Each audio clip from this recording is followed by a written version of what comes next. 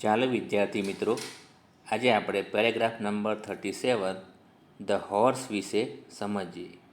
તો સૌથી પહેલાં એના સ્પેલિંગો જોઈએ. તો પ્રથમ છે ડોમેસ્ટિક એનિમલ, એટલે પાળેલું પ્રાણી કાં તો ઘરનું પ્રાણી. સ્ટ્રોંગ એન્ડ સ્વિફ્ટ, એટલે કે શક્તિશાળી અને ચપળ.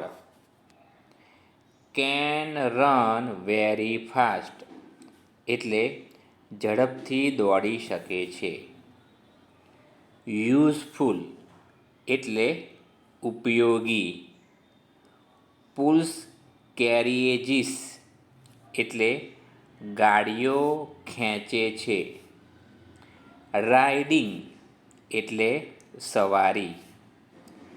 કેરિંગ લોડ્સ, એટલે વજનદાર સામાન ઊંચકવા. હવે આપણે ફકરાને સમજીએ.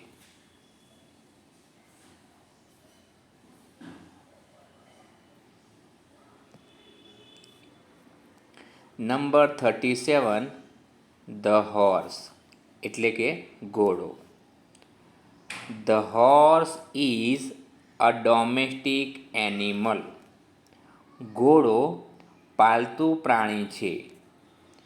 It is strong and Swift.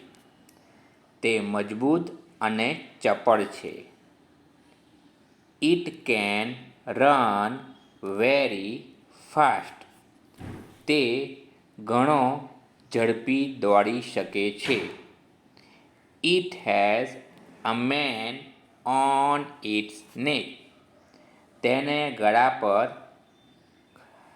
વાળ હોય છે. અહીંયા મેન એટલે ગળાના વાળ. It has a long tail. તેને લાંબી પૂંછડી હોય છે.